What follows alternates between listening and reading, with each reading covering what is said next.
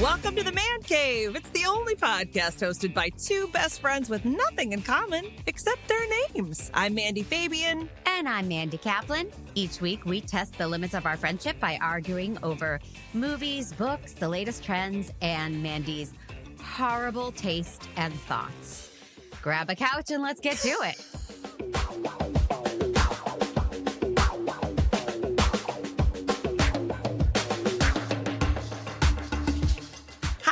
What you been up to? What you doing? Oh, I want to talk about the morning show.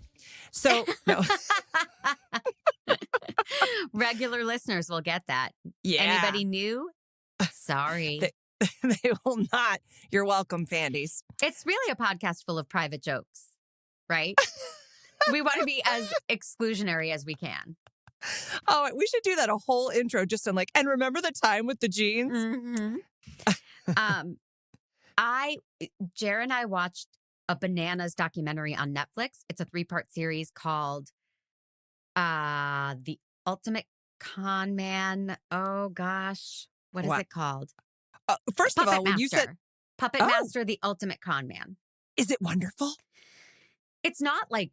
It's no The Jinx. All right? The Jinx is still my favorite moment of television. But... Oh, God. Yes, absolutely. Right? But it's interesting and it's weirdly culty. This guy lies to people. He's like, I'm an MI5 and you need to come with me. And now we're on the run and we're being threatened and you need to steal all this money. And they're like, so I believed him. And that's what fascinates me is who believes that? Right? But it's like a 3-part doc series. It's well done. There's a much older gentleman. He's like a silver fox, and he's like ahead of Scotland Yard on everything. And I liked him a lot, and it was fun. Oh, well, that's cool. I'm always fascinated by that because I'm such a terrible liar. The fact that anybody disagree entirely, but go ahead. Oh, really? Yes, you're very selective with information you reveal. Oh, that's different than lying. What is that called? Omission? Yeah, that's retaining privacy. That's different. No, but I can't just outright lie. All right. No, I can't be like, I was just at my babysitter's house if I was someplace else. Why would you be at your babysitter's house? I don't know, because I enjoyed my babysitter's company. The point, that's not the point. Right. I wasn't, see, I'm a terrible liar. Look at that. I couldn't even make up a good excuse. Mm-hmm. I want to. Now, the fact that I want to lie, that's a different topic altogether. I got into Ted Lasso season 2. Oh. I went ahead and joined the last wagon. Yeah. Oh. Yeah. That sounds painful. I don't know. I'm working on it. What are you thinking? How far I love it. Yeah. Yeah. Yeah. I really, it's, do you watch it? I do. I've seen it all. Yeah. Oh, okay. Did you like it? Mm-hmm. Yeah. Oh. I'm a big fan of the character of Ted Lasso and his approach to life and his understanding that people are evil and do wrong, but his unwillingness to go down that road. And he's just going to keep trying to be right. Well, I think to do the right thing. I think that's why we're friends. I mean, I think you see those qualities in me, and that's why you cherish spending time with me, You're going to think I'm being She's insincere, nodding. But you're always, you always see the best in people and you believe the best and you try, you have that quality. You're not cynical like I am. Aww. And yeah, I do think you are, aside, your mustache is not as righteous as Ted Lasso. I'm working on it though. You are. But I overplucked when I was a teen, and so now it hasn't filled in. You know what I mean? I see. Yeah. That's what it is. Good to know. Yeah, but I've been enjoying a really good time, but now I need something else. So I'm excited to actually, because I ended it. Ted, we did the season finale of season 2, which I thought was great. Mm-hmm. So now I'm looking for my next thing, which I know you're going to help me out with. I'm going to assign something. You are. You know what we haven't checked in on in a while is how is your year of no lying going? Is that happening? Yeah. Yeah. And honestly, it's great. Do I look fat in this sweater? What are you going to do? What are you going to do? You have to tell me the truth. Well, first of all, I can't see you. Beyond your golden locks that are covering your breasts like the Venus in the half shell, you know? But that's what's happening. I'm painting a picture for the Fandies. Yeah. Let's just say I'm checkering you out in that sweater. It's a checkerboard pattern, you guys, is what it is. You do not look fat in that sweater. You never look fat. You're not fat. This when year of you truth look is fat, going I will well. let you know. Yeah, I like this. But you've been really doing it and honoring it. Yeah, well, I told you, I mean, I read this book or I listened to it. I've listened to it twice and I currently own the book and I'm doing the exercises. Now, I've been told it's not for everyone, but that's fine.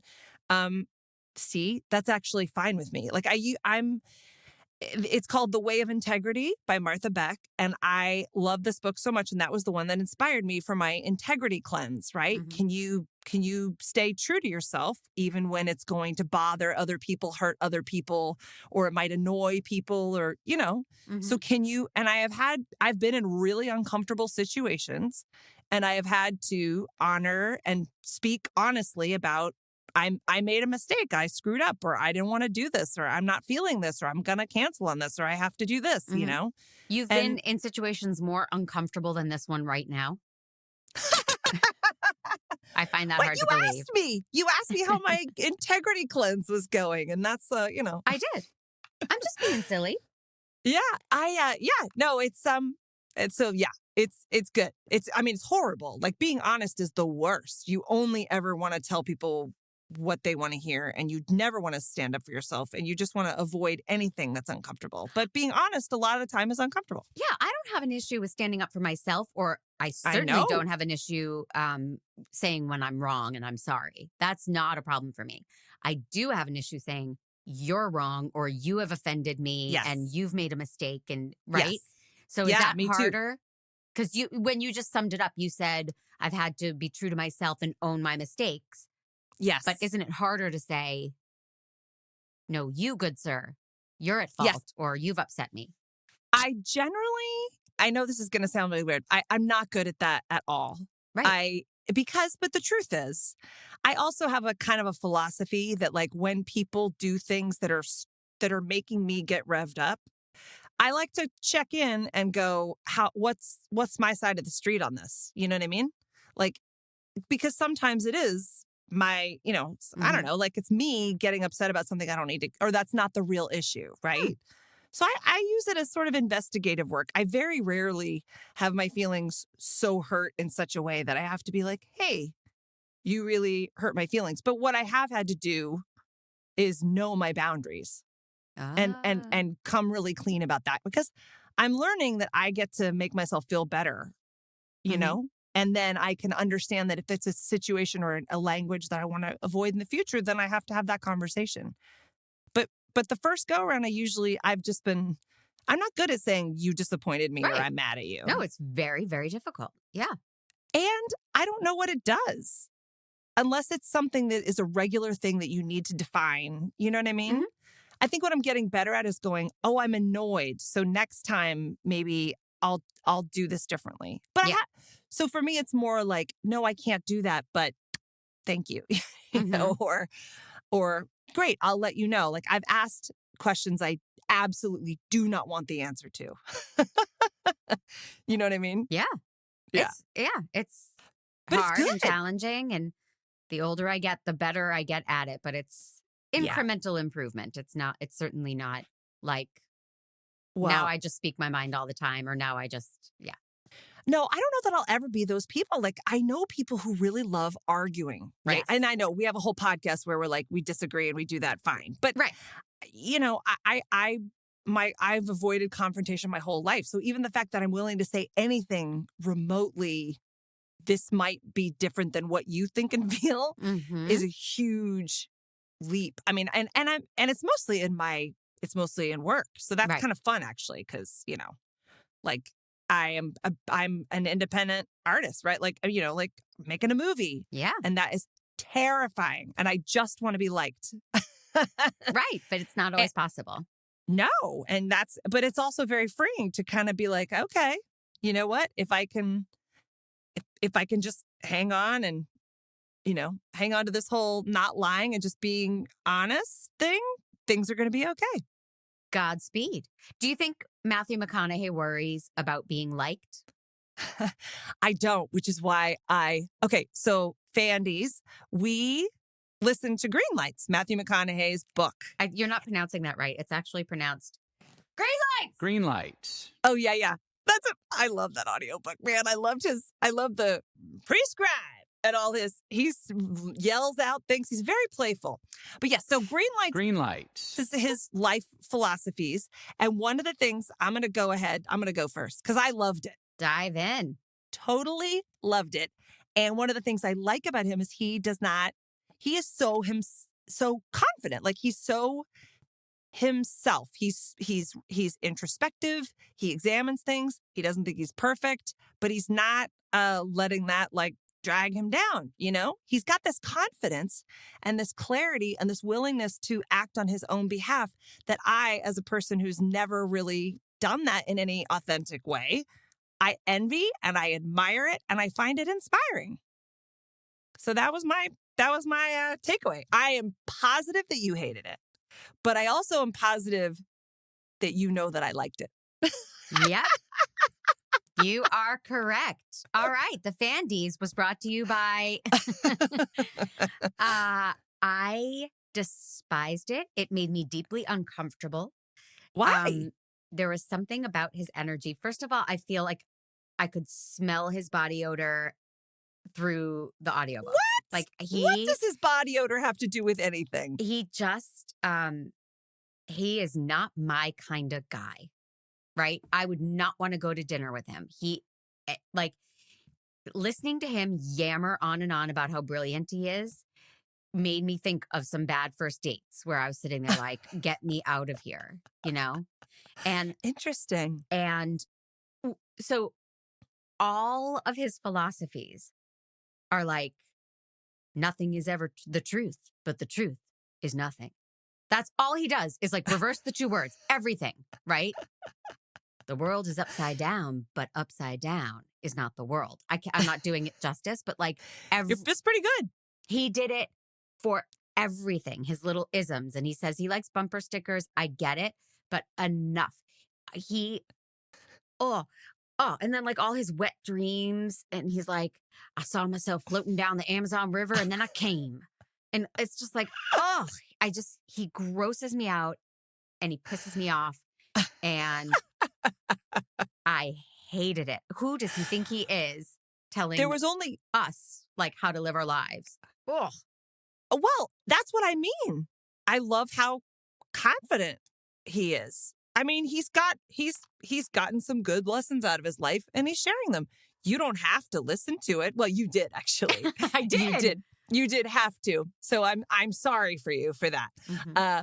But because I really was like checking myself, right? Before I wrecked myself. That's kind of a McConaughey-ism, isn't it? Sure. There was only one moment where I was like, oh, okay, you lost me. I mean, what was that moment? Well, because he said plenty of things that you could be like, ugh, this guy's so full of himself, right? Ugh, he's talking about himself, right? There's plenty of those moments, but I don't think that's a character flaw. I enjoy, as long as you're not being cruel or harmful to other people, or you somehow need to think that you're better and because you're better, everyone else has to be less than. I don't get that from him. Mm-hmm. I get that he likes himself, but I don't get that that he thinks everyone else is trash and he's so good. Like, I don't think it's an in comparison thing. Because I don't think he ever looks outside himself. He's so myopic. It's like he just is on his own journey and doesn't really care about other people. But he's traveled the world and he's met with these, like, he went to these tribes and meets people. And like, I mean, he's cultured. He's introspective, but he's also like observed a lot from other people as well. He's very, very introspective. That is true. I'm very introspective. I know. This is the opposite of me. I'm outrospective. Is that a thing? It is now. Yeah. Greenlights. Okay. So wait, the moment that I was like, I don't like that story, was the story when he goes with his brother to the Palm Springs hotel and they fake that his brother is blind because they've brought the black lab. They brought their dog along, and then the hotel manager's like, hey, man, you can't bring your dog here. We don't have dogs. And then he's like, well, no, my brother's blind. And then the brother starts fake acting blind. That was trashy McTrash. I was really offended by that. That was the only part of the book I liked. No, shut your face. I thought it was charming and funny. I don't quite believe it the way he told it. You did not, Mandy. You did not. I did. Because the brother gets out of the driver's seat. And the man and Matthew McConaughey's like, that's my brother. What? He's blind. And the Patrick, or isn't his name Patrick? He gets out of the driver's seat. Is it Phil? I don't think his brother. Maybe his brother's name is Patrick. Anyway, I don't remember his brother's name. Right. No, you can't.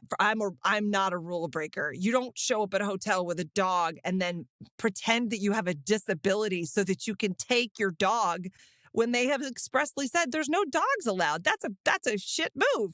That's hilarious. Yeah. Oh my God. It was just a funny story. I'm not saying I agree with the, moral choices they made, but.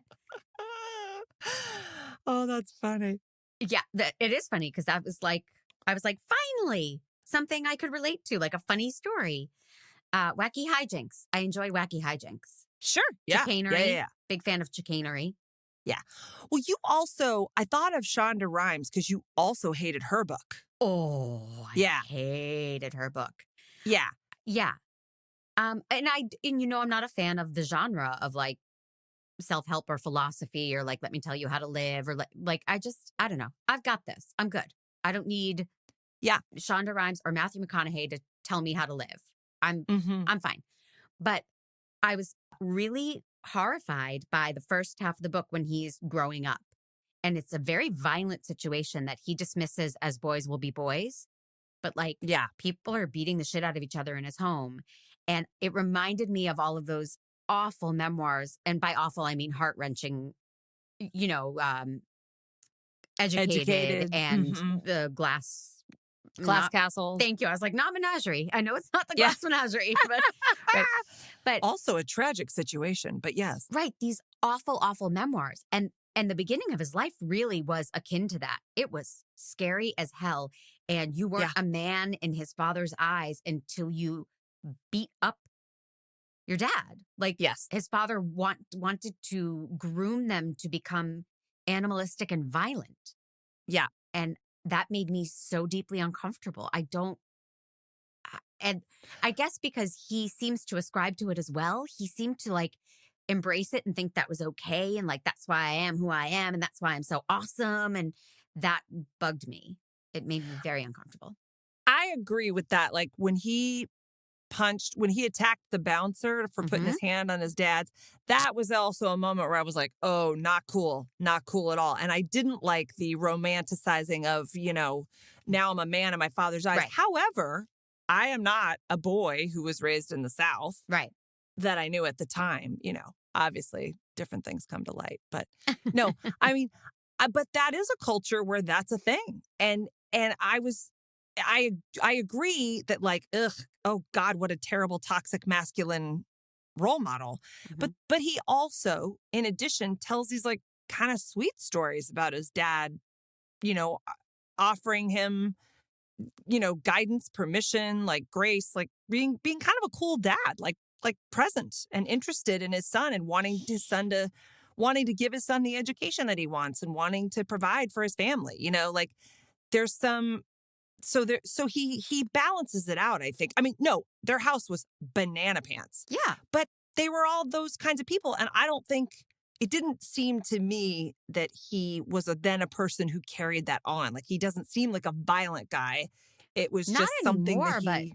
but a lot of his childhood felt really like, didn't he talk about cow tipping and just doing these things that like, he is not an appealing guy to me at all.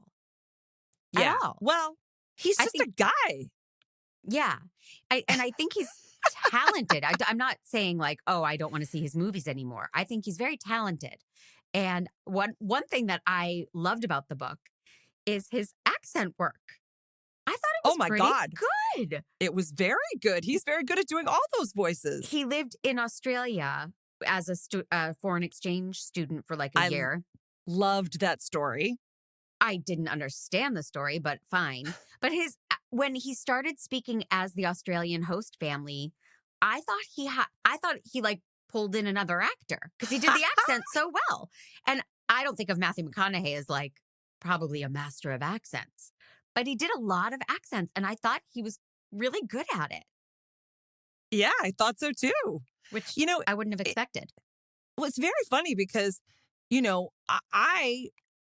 I'm from Austin. He's from Austin, right? My friend Jennifer Russell actually, and my friend Ricky Close were in school at the School of Film and Television at the University of Texas in Austin with him. Apparently he was never there. Which he admits to in the book. Yeah. No, I mean, I'm saying apparently I learned from the book that he was never actually in class. But so, I liked him. And then when what he describes in the book about being like, oh, the rom-com darling, and then becoming a little kind of light, he's phoning it in, really. He's not doing anything interesting. He was just doing his rom-com shtick, right?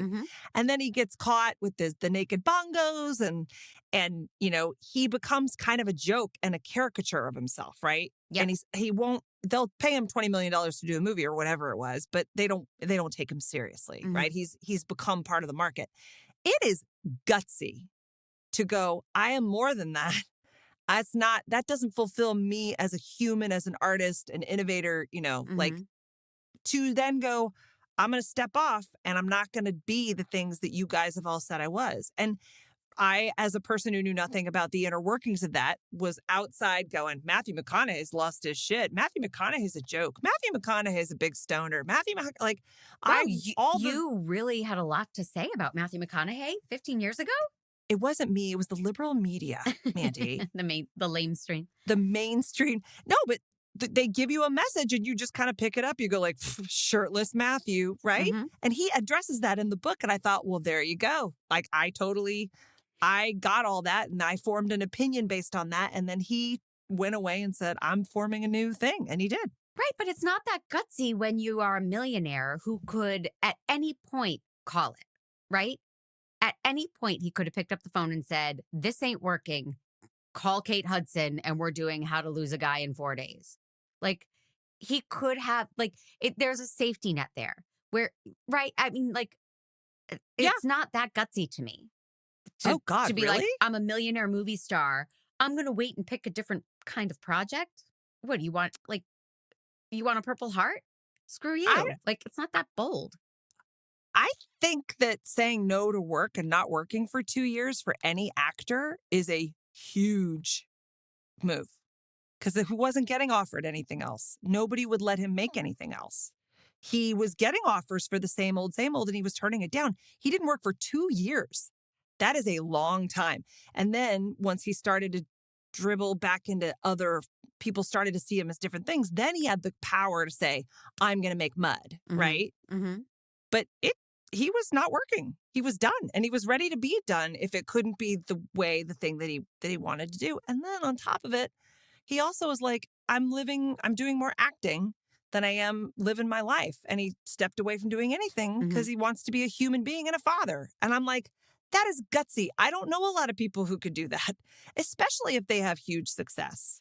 It's one thing if you're like getting 2 auditions a year and you're like, I'm going to quit acting. It's like, right. Not a huge sacrifice. Right. That was and again, for me, and I know like blah, blah, blah, but truthfully, I have so suffered my whole life being worried about what people thought of me, not feeling like whatever I have to offer is enough, like wanting to figure out how to get accepted and how to make my way in the business, that I so admire hearing a perspective of like, I had to decide what I was and then let the universe, let the world catch up. And I know, so that I marvel at that. And it inspires me. You go, oh, right, that's another option of a way to be. My brain doesn't work that way yet, but I'd like to get there. I'm going to write a book for you. Thank you. Those parts of the book, the Hollywood parts of the book were more interesting to me than his wet dreams, which he kept talking about.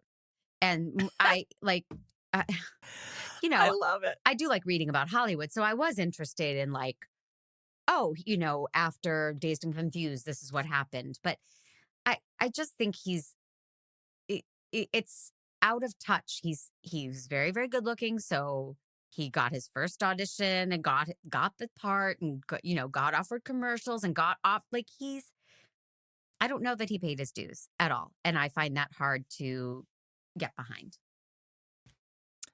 Oh. As a dues payer in this business for a long time. Right. Yeah. I don't care for I don't know, it just fell into my lap. I don't care for that. Yeah. I get that. I understand that. But, even if it falls into your lap, you still have to work at it. It doesn't just, I'm not accusing him of not working or not being, again, I do think he's talented. And I loved Dallas Buyers Club and he deserved the Oscar and, but. Yeah. I will say I did hate his Oscar speech. I don't remember it. His Oscar speech was like, who do I want to thank? It was something, actually, I didn't reread it, but it was something if you like. could locate it, he could play it, right? Sure. And if it does, no, I think he said something about like, my hero is me 10 years from now. And to my hero, that's who I chase. Now, when I was 15 years old, I had a very important person in my life come to me and say, who's your hero? And I said, I don't know, I got to think about that. Give me a couple of weeks. I come back 2 weeks later. This person comes up and says, who's your hero? I said, I thought about it. You know who it is? I said, it's me in 10 years. So I turned 25 10 years later. That same person comes to me and goes, so are you a hero? And I was like, not even close. No. She said, why? I said, because my hero is me at 35. So you see, every day, every week, every month, and every year of my life, my hero's always 10 years away. I'm never going to be my hero. I'm not going to attain that. I know I'm not. And that's just fine with me because that keeps me with somebody to keep on chasing. So to any of us, whatever those things are, whatever it is we look up to, whatever it is we look forward to, and whoever it is we're chasing, to that I say amen. To that I say, all right. And to that I say, just keep living, huh? Thank you. And I love the idea of I am always evolving. I have, I love that he wrote in his journal, like in 1991, here are my 10 goals in life. And and this is what I want to do before he even knew, before he was even aware that he could have any of those things. And they were not like make $1 million. They were like have integrity, like have a relationship with my family, have a relationship with God, have like, always keep living and trying. Like, I don't remember what was on the list actually, but it was very like profound for someone in their 20s, I thought, that he was like, and then win Oscar for Best Actor. So his speech is a little bit about like, I'm my own hero. I should thank me. And I hated it when he did it. But now I understand what he was trying to do, which was kind of like share stuff that worked for him. That's what I think. It's like, Your voice harmless. just got so high. What? Your voice got so high. It scared me. Sorry. But I think that he's just trying to share stuff that's worked for him. And there's people who, you hear it and you go like, hey, that's pretty cool. But It was like a long sermon and I am not religious for a reason. I don't know how you can bear to be friends with me, but I don't talk about that stuff a lot with you. Correct. Yeah. Yep. So I guess that's my omission. Mm-hmm.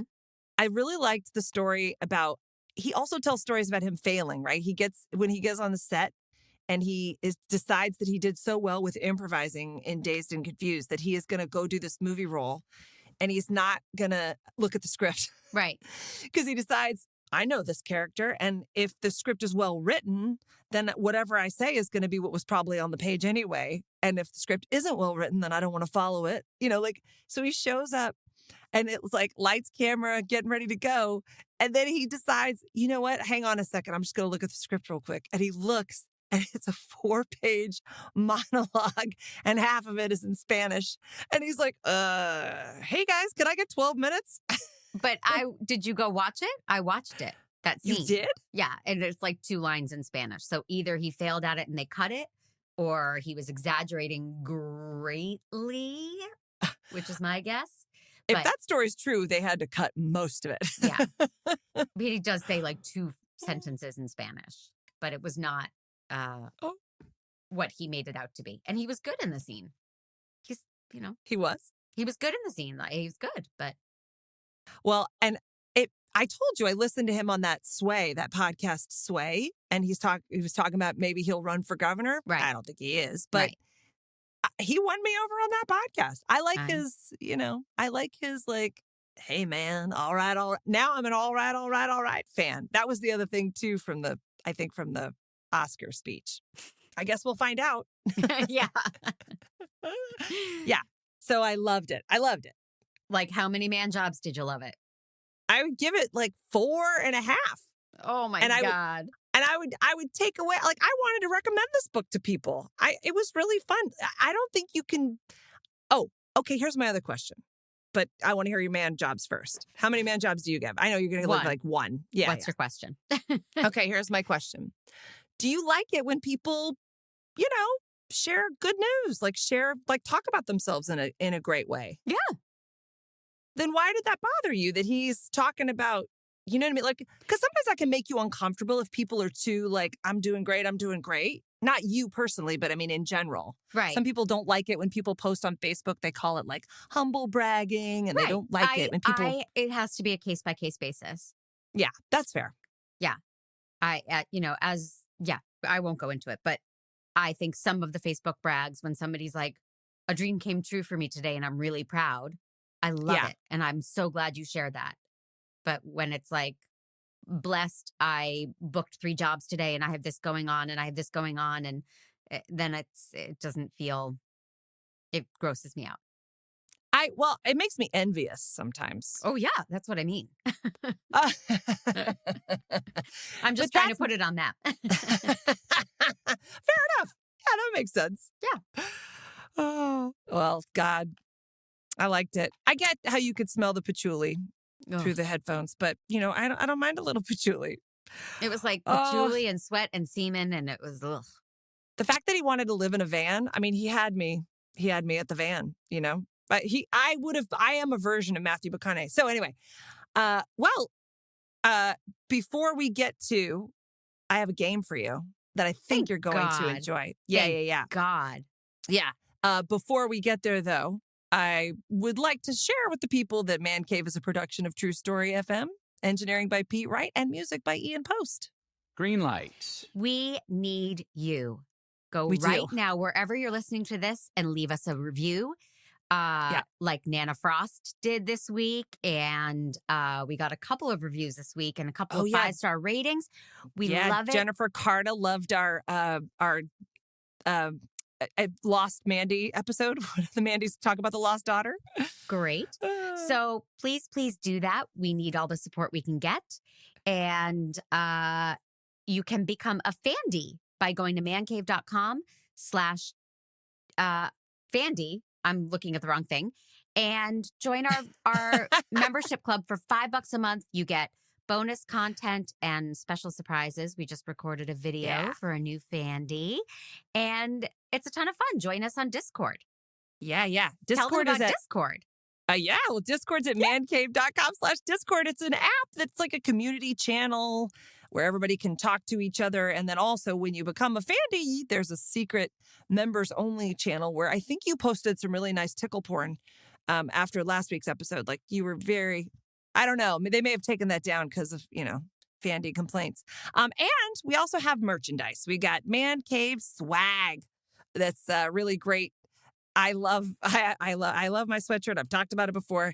And that's at mancave.com/merch. So really, all of your dreams can come true. One of us. Join us. I'll send you a free copy of Greenlights. Greenlights. Before you give me the game, I did post in the Discord, like, could you direct your significant other in a love scene? Because we were talking about that in terms of Lost Daughter. And it, Andy Nelson posted in there like, well, I've heard it's so technical and, right. And it takes all the romance out of it. But there's still just that moment of like, okay, now grab her and pull her into you and give her a kiss, even though it's technical. It's like, I don't know. Oh my God. I talked my actor's ear off for an hour before we did a light makeout scene, like literally not even third base. But I was so worried that everybody was going to feel comfortable and that they knew what the moves were going to be and what moves were okay and what moves weren't. And even then, when they have to start kissing, I'm like, oh my God, they're kissing. Mm-hmm. It's like a giggly schoolgirl. Bless your heart. Oh, yeah. All right, you ready? Always ready Okay. for a game. I sort of took a tool from your toolbox.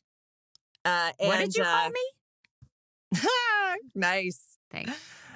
Which I'm trying to figure out which are you, a tool or toolbox? That's a really never know. That's a philosophical question for another day. So here's your game. Ready? It's McConaughey or McMandahey. Okay. Who am I quoting? Some of these are quotes from Mr. McConaughey's wonderful book. Mm-hmm. And some of these might be my creation. So Gotcha. you are to tell me who said it. Okay, best. my hand is over my buzzer. Okay, ready? Yeah. We must be aware of what wait, hold on. We must be aware of what we attract in life because it is no accident or coincidence. The spider waits in his web for dinner to come. McMandahey. No, that is McConaughey. Oh. But very good. I don't usually keep score because I'm nice. But that was a buzzer. Okay. Ready? Yeah. Now, we were so poor we couldn't jump over a nickel to save a dime. But there was one thing we could pay, and that was attention. That's McMandahey. All right, that's McMandahey. Okay. All right, ready? We all step in shit from time to time. We hit roadblocks, we fuck up, we get fucked, we get sick, we don't get what we want. We cross thousands of could have been betters and wish that wouldn't have happened. Stepping in shit is inevitable, so let's either see it as good luck or figure out how to do it less often. McConaughey. Yeah, I just like that one, so I wrote it down. I had a dream that I couldn't get the shit off my shoes, and it was in like all my dreams. I kept every dream. I was like, wait, now I thought I cleaned off my shoe. No. And then the next day I woke up and we got very good news that day. So I think shitty shoes are a very good sign of luck. There you go. You did like the book. I had a dream last night that I was swimming in an ocean full of dead fish. Ew. Yeah. No, it wasn't a great dream. I didn't say I had a great dream last night. Sounds delicious. But you tell me let's see what happens today. Hasn't been like a good news, but day's not over. All right. Ready? Mm-hmm. Me, I haven't made all A's in the art of living, but I give a damn. And I'll take an experienced C over an ignorant A any day. McMandahey. That's McConaughey. Really? It is. Oh. All right, you're 1 for 4. Oh. Actually, you're 2 for 4. Okay. Ready? Mm-hmm. I was down in the rambles, you see. I didn't know whether to check my ass or scratch my watch. I knew I had to get low, make the day, seize the opportunity, and make more of my community so I could know my own impunity. That's McConaughey. That's me! You rhymed impunity with community? You're like Lin-Manuel Mandy. I'm Amanda. Lin-Manuel Mamanda. I like it. We're doing that. Yeah. Okay. Just a few more. Just a few more. All right, you ready? Mm-hmm. Okay. Style is knowing who you are, what you want to say, and not giving a damn. To have style, you have to have these in this order. Knowing who you are is the base that everything else comes from. McConaughey. Yeah, that's McConaughey.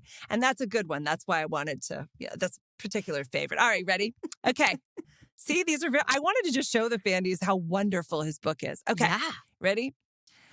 Well, I was busier than a one-legged cat in a sandbox. I knew the only way around those turds was to scrape till I could see the bottom and then see my way out. That's McMandahey. Yeah, that's it. Yeah. I was proud of that one. Okay, ready? You have to take advantage of the life you were given, not live to take advantage of the given. Say it again. You have to take advantage of the life you were given, not live to take advantage of the giving. That's got to be him because it reverses 2 words. No, it's me, but That I'm was really you? good at. Right. At reversing the words. Ugh. All right. Sorry, one more. Ready? Mhm. Well, that made about as much sense to me as tits on a bull, so I did not follow this merry man's advice. Instead, I took my own advice, made my own mantra, and threw myself on the ground so I knew I wouldn't miss. That's him. That's me. That's fantastic. I think you need to write your own green lights. That was good. Oh, thanks. Yeah, I was very proud of that. Yep. Yeah. I got his style. I really Yeah. loved it. I listened to it. Well, you know who I really love? I really Who? love Kristen Bell. Mm-hmm. And Yeah, me Kristen too. Bell is in a series that just dropped on Netflix called The Woman in the House Across the Street from the Girl in the Window. And it is like a mashup of all of those books and movies that we've read, the Girl Oh. on the Train and the Woman in the Window. And it's a parody, but also from what I've read, it's actually a mystery. So it's not just like a jokey, scary movie version. It's not like what Scary Movie was to Scream or not another teen movie. It's like actually you're supposed to be invested. I love her. Wow. The trailer has her drinking these massive glasses of red wine filled all the way to the top and dropping a lot of casseroles, and I can't wait. So it is 8 episodes. They are 24 minutes. Watch as many as you can for next week. Okay. I'm going to try and get through all 8 because I've been excited for this thing for a while. It's no. Okay, great. Yeah, I'm excited. I'm not going to say another word. I'm just going to jump in. I love it. You don't really have a Mandy- choice. Green light. Green light. Greenlights. All right. Sounds good. I'll see you next week. All right. Love ya. I love you. You never say it to me first. And but that's saying something. I'm That's okay. awkward with public displays of affection. Well, you touch yourself a lot while we record. Does that not I count? know. You're welcome.